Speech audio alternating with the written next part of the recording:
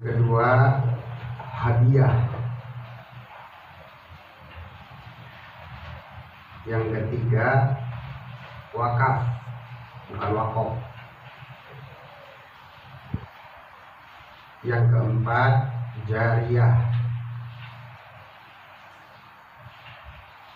Yang kelima, kurban. Yang keenam, akikah. 7, sodaqah. 8, jariyah. Jariyah udah. Jariyah udah. Nomor berapa? 4. Nomor 4, jariyah. Hibah, hadiah, wakaf, Jariyah, kurban, akikah, sedekah. Oh, jariyah udah. Hadiah, hibah, hadiah, wakaf, jariyah. Oke, nomor 8 nyusul.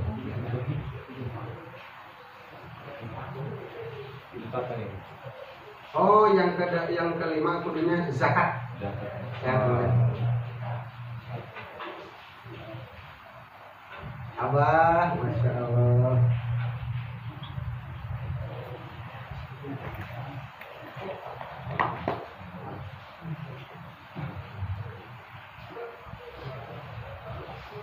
Ini yang 8 kita bagi 2 dulu. Ada yang wajib, ada yang sunnah. Yang wajib cuma 1, adalah zakat.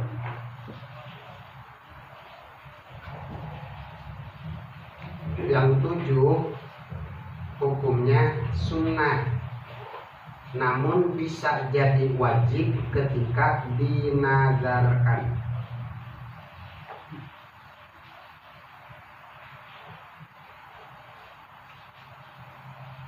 Dari segi hukum dibagi 2, oke? Mohon maaf Abah, ininya di ini dulu.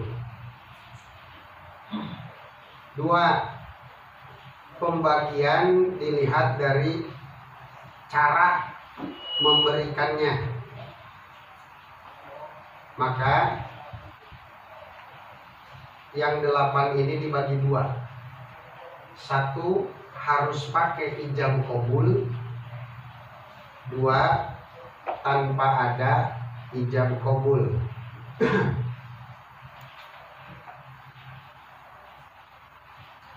Jadi untuk kesempatan ini Hanca Fatul Muin dipending dulu Abah. Banyak yang request ingin risalah tentang kurban.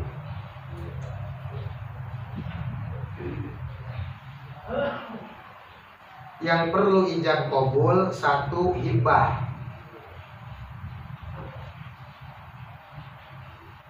2 wakaf. 3 hadiah. Nah, tadi hibah, wakaf, hadiah, sama 1 lagi zakat. Dalam kurung wajib ijab, qabulnya nggak wajib.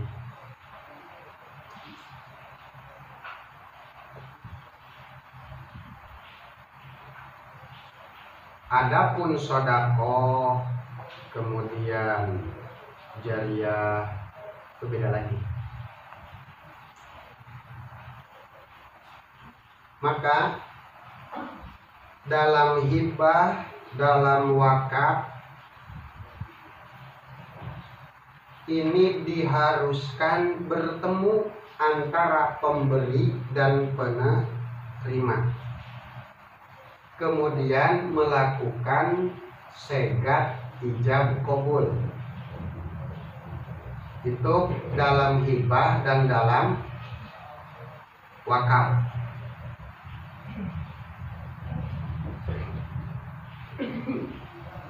Hibah dan wakaf ketika sudah ijab qabul, kemudian sudah serah terima, maka sudah dinyatakan sah.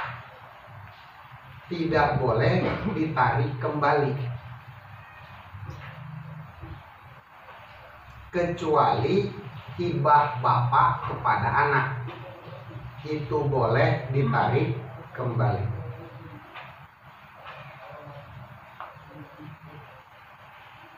Tangkap gak nih? Mudah-mudahan ditangkapnya.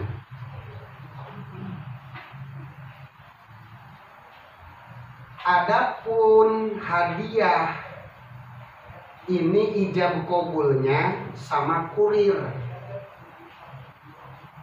Karena bedanya hibah dan hadiah, kalau hibah memberikan secara langsung kepada penerima, tapi kalau hadiah melalui kurir, diirsali rasulin.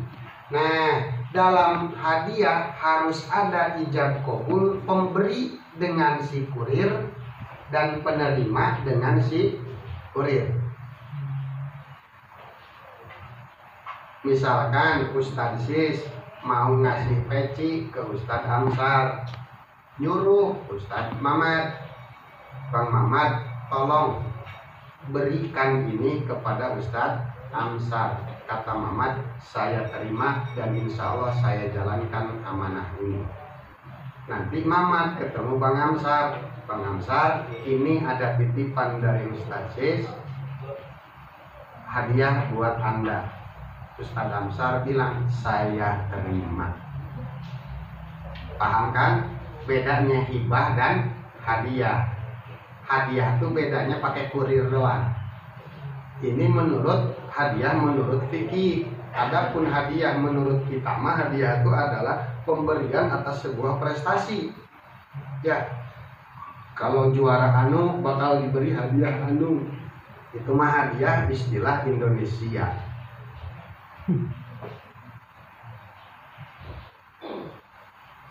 Zakat sama, harus ada penyerahan, harus ada ijab doang. Zakat diharuskan ada ijab, penyerahan dari muzaki. Tuh di diam aja. Enggak lah orang ngaji wajib. Harus ada ijab dari muzaki. Satu, kepada mustahik langsung.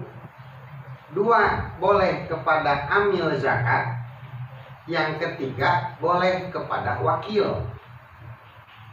Kita tuh kalau zakat fitrah suka nyuruh anak, ya, atau ini apa, amil dadakan, tapi bukan amil miskin.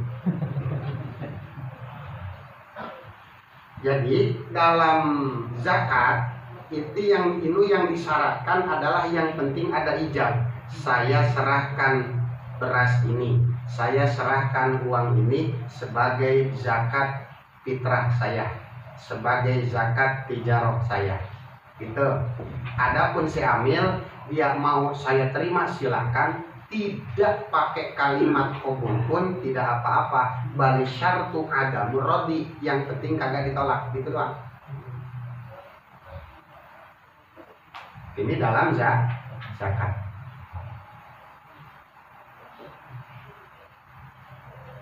Zakat satu, zakat kan tuh udah ada 4 ya, harus pakai ijab, harus pakai ijab kabul.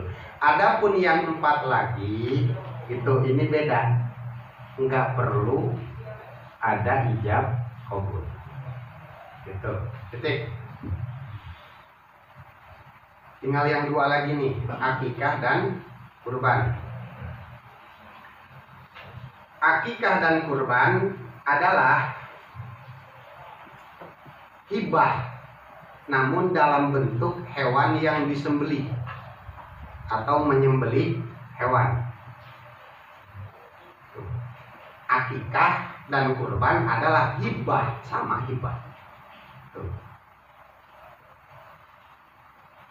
Dengan cara menyembelih hewan yang telah ditentukan.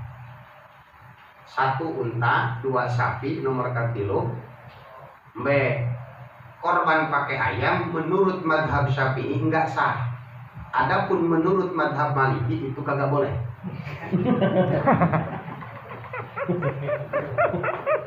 Ya, paham Jal? Ya, jangan lagi lu tobat tuh. Korban bahaya.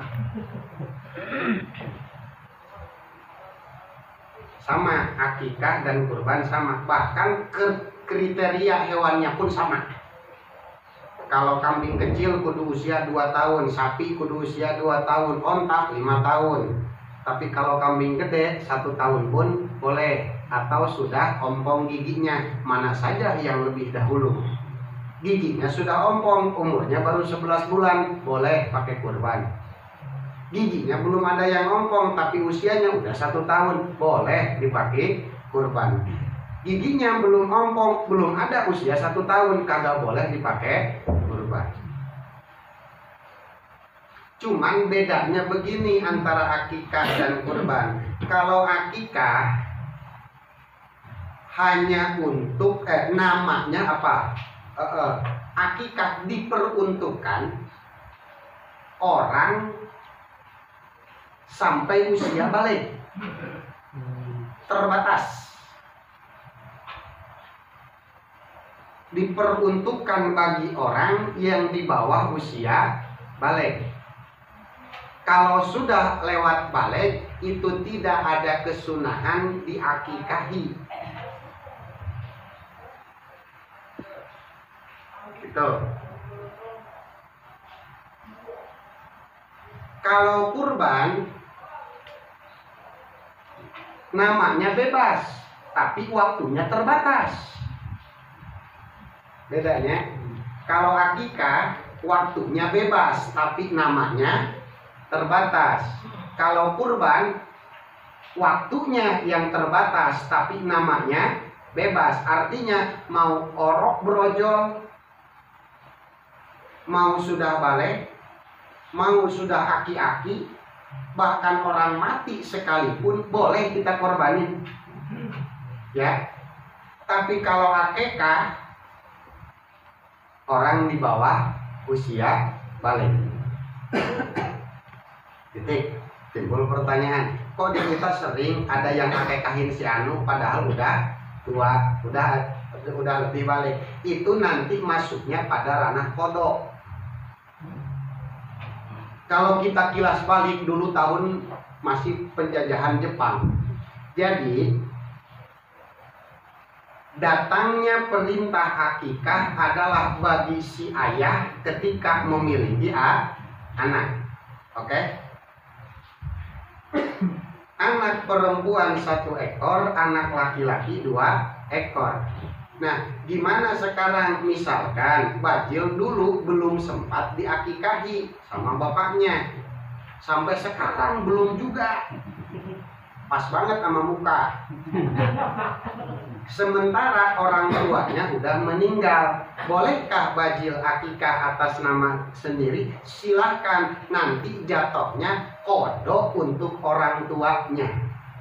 Di Lauhil Mahfuz dulu ada perintah, wahai fulan, kau punya anak, akikahi anakmu. Sampai meninggal orang tersebut belum bisa menunaikan tugas itu. Sekarang bajil yang menunaikannya, maka akikahnya si bajil atas nama bajil, tapi dimasukkan catatan orang tuanya. Jadi ibarat ngodoan bapak. Oke? Kalau kurban namanya bebas, tapi waktunya terbatas. Akikah namanya terbatas, tapi waktunya bebas. Waktunya bebas akikah mah. Kalau kurban cuma 4 hari dalam setahun. Gitu. Nah, sebelum nginjak pada poin kedua, ya saya ulas lagi. Bedanya akikah dan kurban. Akikah nama terbatas tapi waktu bebas. Kalau kurban waktu terbatas tapi nama bebas.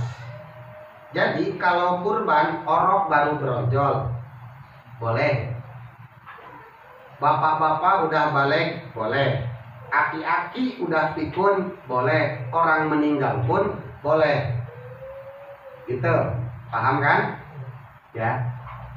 Paham. Nah, sehingga di sini bisa kita jawab pertanyaan. Saya punya orok baru 1 minggu, sekarang mau Idul Adha. Punya duit cuma buat beli 1 ekor kambing. Apakah saya jadiin akikah? Apa jadiin kurban? Kalau sudah dengar penjelasan tadi, udah bisa jawab belum? Hah? Kira-kira untuk akikah apa untuk korban? Hah? Untuk kurban.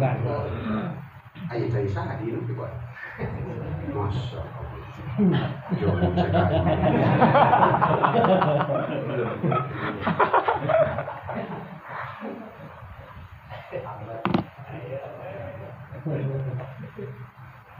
Ya, anaknya anak kita. Ya, yang beli kambingnya kita. Terus kita infakin, kasih sama orang lain, gitu. Di atas namakan anak kita. Sama sebetulnya. Gitu. Sebetulnya nggak masalah. Cuma berhubung waktu kurban sangat terbatas, jadiin saja kurban. Insya Allah akikah pun terlaksana. Gitu. Kenapa? Kan tadi kalau kurban itu bebas nama, kalau waktu itu sangat terbatas. Oke? Yang kedua,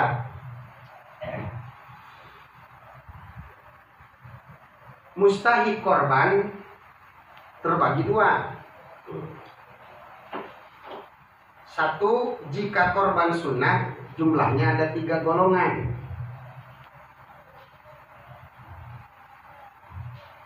1, fakir miskin.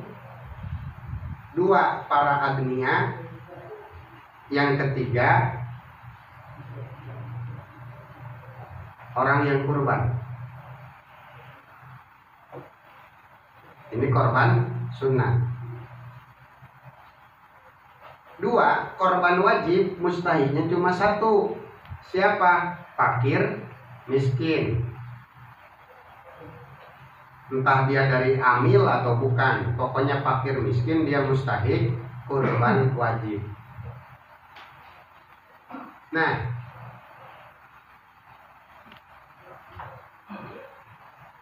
kurban sunnah dibagi untuk 3 kelompok tadi. Artinya yang 3 ini kudu kebagian.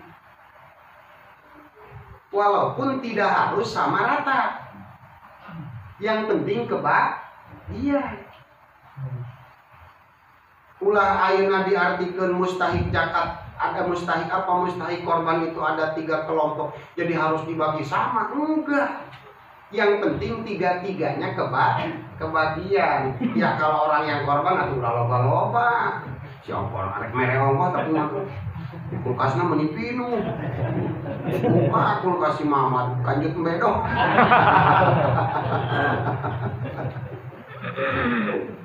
Yang penting 3-3-nya kebagian. Gitu. Kalau korban wajib, agnia nggak boleh makan. Orang yang kurban nggak boleh makan. Mana korban wajib? Adalah korban yang dinadarkan. Contoh, saya nadar akan kurban tahun ini. 1. 2, insya Allah atau karena Allah, atau jangan sebut gua kalau kagak korban. Sebut apa? Sebut Amsar. Kan saya mah bukan gua. Jangan sebut Amsar kalau kagak kurban. Itu jadi nazar itu. Ya. Nazar adalah ibadah yang perlu talafuz. Harus ada ucap. Kalau tidak ada ucap, maka tidak jadi nazar. Ucapan dalam nazar ada 2. 1,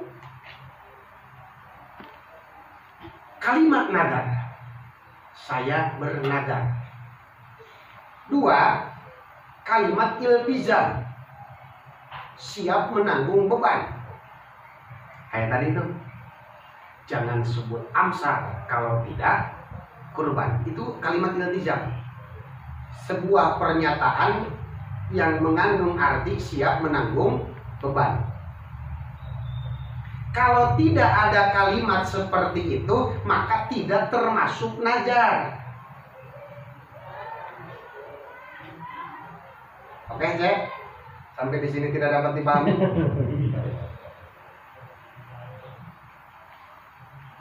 Timbul pertanyaan, gimana kalau begini, ada orang datang, Pak Kiai, ini kambing buat kurban, apakah itu termasuk nazar?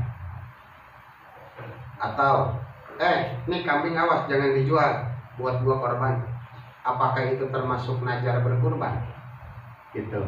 Oh, itu termasuk sedat iltizam. Artinya kambing yang ditunjuk kudu dijadiin kurban. Adapun kurbannya tetap masuknya ranah sunnah, mustahilnya yang tidak.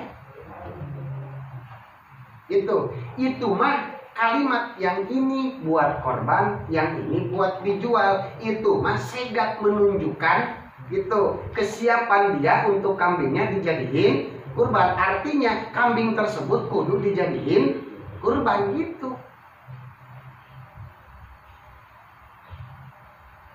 Duit 2,5 juta buat apa? Buat beli mbek korban. Maka duit yang 2,5 juta ini kudu dijadiin mbek korban.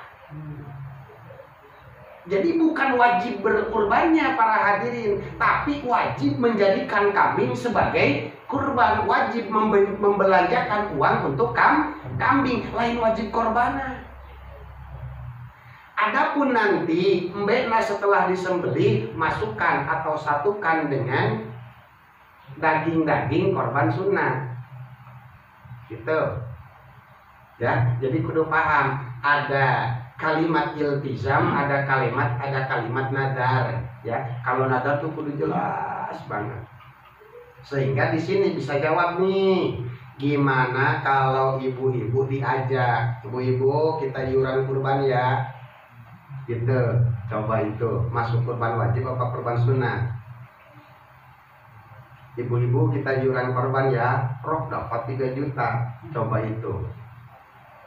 Maka itu iuran jadi wajib dibeliin kurban.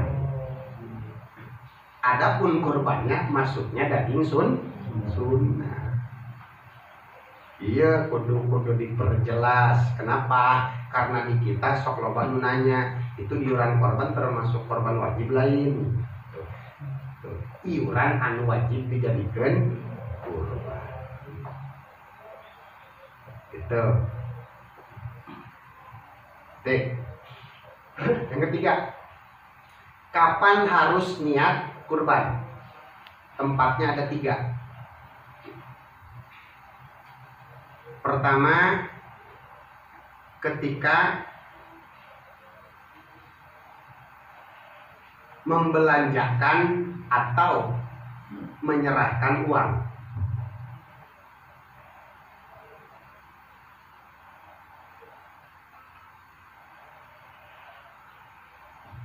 Dua, ketika menyerahkan hewan kepada orang yang akan urusan ya, yang ngurusin ya, yang motong.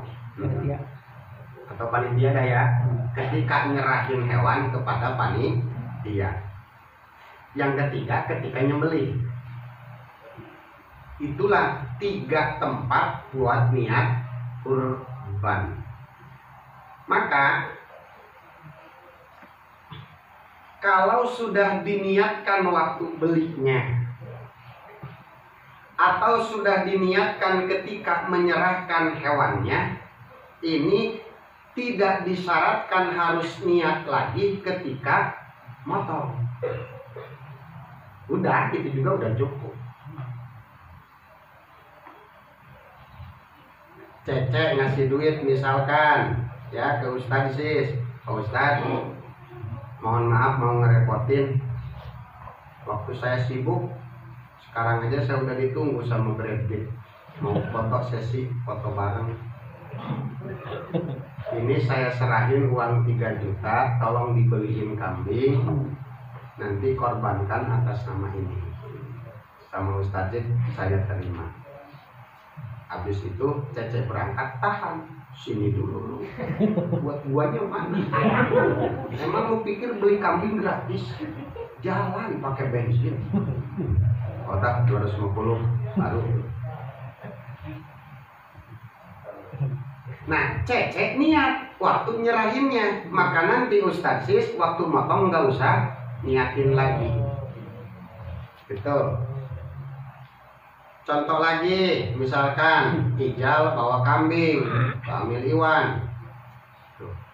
Mohon maaf, ini kurban atas nama saya, nanti disembelih di masjid ini ya. Tinggal Ibu Ustadz Iwan, wah cocok ya, gede. Buat panitia 100.000 Bang Ijal. Oke, asik. Nah, Ijal waktu nyerahin niat ini untuk kurban Anu bin Anu, maka Amir Iwan kagak usah niat lagi. Gitu. Nah, makanya ketika kita menerima entah itu uang atau itu hewan, kita ingatkan, Ibu, ikuti saya. Pak Ustadz, saya serahkan hewan ini untuk dijadikan ibadah kurban atas nama Anu bin Anu. Gitu, dibimbing gitu, Bang Man. Ya. Uang pun begitu. Kenapa? Biar kita enggak repot-repot nanti waktu nyembeli niatin. Loh, bena 2 mapen. Coba ya 50. Iya, mbak saha kudu niatan atas nama siapa? Iya. Resiko ada di orang, resiko ada di panitia. Jangan sampai salah niatin. Coba kalau orang yang udah nggak ada, apalagi kambingnya kambing titipan, masya Allah, mau konfirmasi ke siapa? Ke kambing. Lu mbak siapa? Di sini panitia kudu jeli, biar nanti bebas tugas. Udah tinggal potong semua. Gitu. Adapun suka ditulis nama itu untuk didoakan. Gitu. Dan kemudian kan disunatkan ketika kita mau menyembelih, hadirkan orang yang berkurban. Kalau ada, tuh. Kalau ada, kalau nggak ada mah. Pak Ustadz Cece mohon hadir ya di sini. Kambing dari Pak Ustadz mau disembelih. Waduh, mohon maaf. Saya mau menghadiri kurban saya di Istiqlal. Iya, di Istiqlal Pak Ustadz. Iya, bagian kurban bukan, bagian nyesel. Boleh aing gitu mana?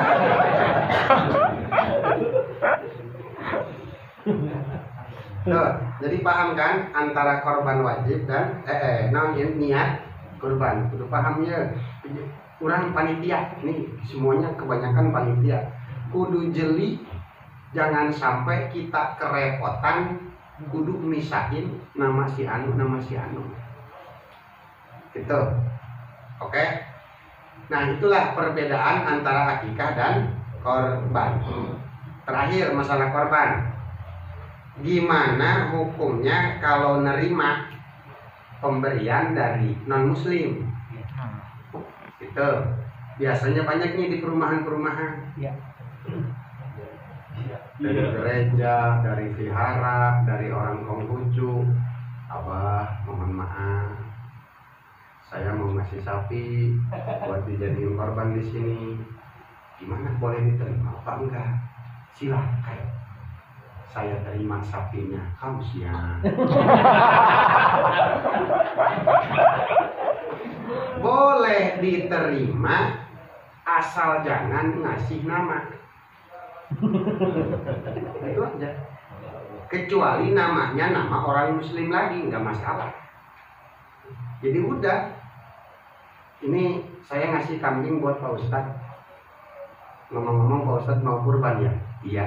Jadi kambing buat saya nih. Oke. Salaman jadi. Tuh. Watasihu muamalatul kufar itu masuk muamalah. kita transaksi dengan orang non muslim, sedangkan transaksi dengan non muslim ini sama saja dengan transaksi orang muslim, pada sah, karena transaksi tidak membutuhkan kesamaan dalam agama, boleh beda agama pun. Nabi saja sering beberapa kali transaksi dengan orang non muslim, bahkan ketika Nabi wafat masih ada beberapa harta Nabi yang masih tergadaikan di orang Yahudi. Itu nggak masalah, terima. Apalagi kalau seperti tadi saya ngasih buat Pak Ustadz, aman teman, jual benar. Atau ngasih sapi, ini ngasih sapi, iya buat korban bukan, gimana Pak Ustadz aja enak. Dia nggak ngasih nama, nggak nentuin, munahan tak mengholil. Jamaah, ini ada sapi yang belum ada namanya, yang pengen namanya dikorbanin atas nama ini, udah 1,5 juta sih. Mantap. Atau 1 juta, 3 juta kan. Lumayan kita melicat yang musola. Gitu. Kalau dia enggak nentuin buat kurban, enggak masalah, tak terima sapinya. Apalagi kalau gimana kalau begini, saya ngasih sapi buat dipakai kurban di musola ini, terima, tapi namanya harus orang muslim. Timbul pertanyaan, gimana kalau kita mau ngasih sama dia, boleh enggak? Boleh, tapi dari punya kita, jangan dari dagingnya sebelum dibagikan. Tuh. Boleh memberi orang non muslim tadi, tapi dari daging setelah dibagikan. Contoh, daging sapinya udah direncah nih, kemudian dikasih ini buat Ustaz Sis, ini buat Cece, ini buat Pendi, ini buat Mang Holil. Nah, bagian Mang Holil dikasih Eson, itu enggak masalah. Ya, kenapa? Karena itu sudah jadi milik Mang Holil. Gitu. Oke, ini bagian kurban. Terakhir, masalah sodakoh dan jariyah. Apa itu sodakoh? Sodakoh adalah yang 6 tadi hibah. Yang 5-nya, sodakoh adalah 1 hibah, 2 hadiah, 3 wakaf, yang keempat akikah, yang kelima kurban. Kalau zakat beda. Sodakoh adalah akad yang 5 tadi, jika diniatkan karena Allah, maka itu jadi sodakoh. Gitu. Karena niat ain disebut sodakoh itu kan kata baru, bil infak. Sodakoh adalah hibah, hadiah, wakaf, akikah, kurban yang diniatkan karena Allah, itulah sodakoh. Nah, kalau di sini artinya kalau kita sudah niat karena Allah, maka jadi pahala jeung urang. Tapi lamun teu aya niat karena Allah, maka itu disebut atuh hibah we. Hibah tidak jadi sodakoh, ting aya pahalaan ting moal. Nah, kalau di sini Cece bisa paham nih syarat hewan kurban.